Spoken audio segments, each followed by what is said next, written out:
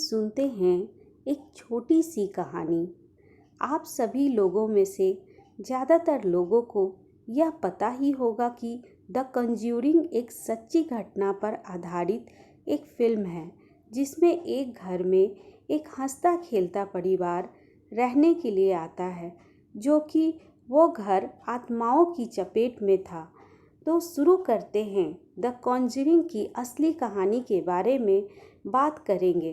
तो यह घटना सन 1970 में ठंड के मौसम में रॉजर, उसकी पत्नी कैरोलीन और उसकी 5 बेटियां एक फार्म हाउस में 10 साल गुजारने का निर्णय करती हैं।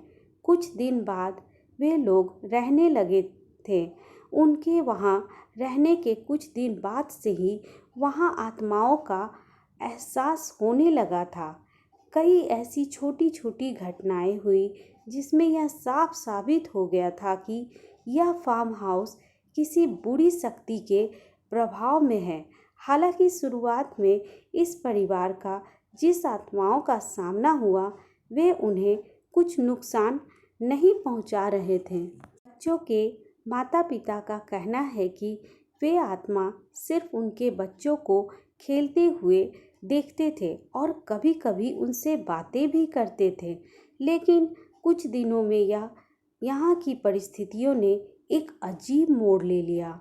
रॉजर और उनके परिवार के घर में ढेर सारी असाधारण घटनाएं घटने लगी। खास तौर पर रात को यहाँ अजीब सी डरावनी आवाज़ें आती थी और घर में दीवार पर लगे हुए फोटो का अपने आप गिर जाना, सामानों का जगह अदल बदल जाना, यहाँ तक कि कई बार बच्चों के बेड हवा में तैरने लगती थी। इन सारी हरकतों से यह परिवार काफ़ी घबराने लगी। उन दिनों रात को घर के हॉल में आत्माओं का बसेरा था, खास तौर पर छोटे बच्चों की आत्माएं, जो कि इस परिवार को रात भर सोने नहीं देती थी।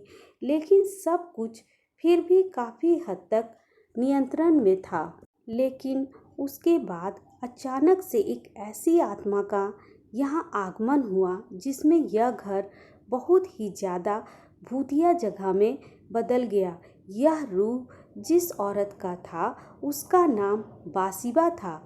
बासिबा ने बच्चों की माँ कैरोलीन को अपना निशाना बनाया और उससे शारीरिक रूप से चोट भी पहुँचाने लगी। कैरोलीन के लिए यह समय बहुत ही मुश्किल का था, क्योंकि बासिबा कैरोलीन को रात भर चोट पहुँचाती थी। एक ऐसा समय आया जब इस आत्मा ने कैरोलीन को बीच रात में नींद से उठाकर शैतानी आवाज़ में ज़ोर ज़ोर से घर से बाहर जाने को बोली। ऐसा करते समय वह ठीक कैरोलीन के ऊपर बैठी थी। इस परिवार द्वारा बताया गया है कि यह रूह देखने में बहुत ही ज़्यादा डरावनी थी और बासिबा के सिर गले की बाईं तरफ लटका हुआ रहता था, मानो जैसे गर्दन को मोड़कर तोड़ा गया है।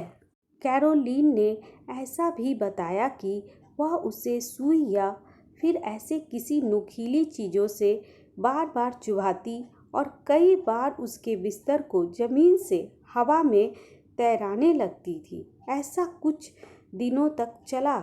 उसके बाद अचानक से यह सब कुछ होना बंद हो गया। बासिबा और अब कैरोलीन को नुकसान पहुंचाने की बजाय उसके शरीर को अपने काबू में करने लगी थी। वह उसके शरीर में धीरे धीरे अपना अधिकार जमाने में कामयाब भी होने लगी थी। बार बार इन घटनाओं से वजह से रॉजर ने वॉरेन की मदद लेने की सोची। वॉरेन उन दिनों पैरानॉर्मल रिसर्च और थ्योरीज को लेकर काफ़ी फेमस थे। वॉरेन ने कई लोगों की मदद करके उन्हें आत्माओं की चुंगल से बचाया था। जैसे ही वॉरेन ने उस घर में प्रवेश किया, वहाँ साधारण शक्तियों का एहसास हुआ। लॉरेन वॉरेन को यह पता लगाते देर नहीं लगी कि कैरोलीन के शरीर में अब उसका कब्जा नहीं बल्कि किसी बुरी ही ताकत और शैतानी आत्मा के कब्जे में था। वॉरेन ने यह तय किया कि वे पूरे घर की तहकीकात करेंगे और आत्माओं को दूर भगाएंगे। यह कदम उन पर ही भारी पड़ा क्योंकि ऐसा करने से आत्माएं और भी चिढ़ गई और घर के सामानों को इधर उधर पटकने लगी। फिल्म में हमें ऐसा दिखाया गया है कि वॉरेन्स ने झाड़ फूंक की प्रक्रिया कैरोलीन पर की थी, पर असल में एंड और लॉरेन वॉरेन ने ऐसा कुछ भी नहीं किया था। उन्होंने सांसें नामक प्रक्रिया का इस्तेमाल किया था, जिसकी मदद से कोई भी मरे हुए लोगों से कांटेक्ट बनाकर उनसे बात कर सकता है। कैरोलीन की सबसे बड़ी बेटी एंड्रिया ने यह साफ साफ बताया है कि वॉरेन्स ने उस रात सांसें की प्रक्रिया का सहारा लिया, जिससे यह स्थिति और भी खराब हो गई। उन्होंने एक ऐसा रहस्यमय दरवाजे को खोलकर आत्माओं को बुलाया जिसे वह कभी वापस बंद ही नहीं कर पाए। इस सब घटना के बाद एंड्रिया के पिता रॉजर ने वॉरेन्स को घर से बाहर निकाल दिया।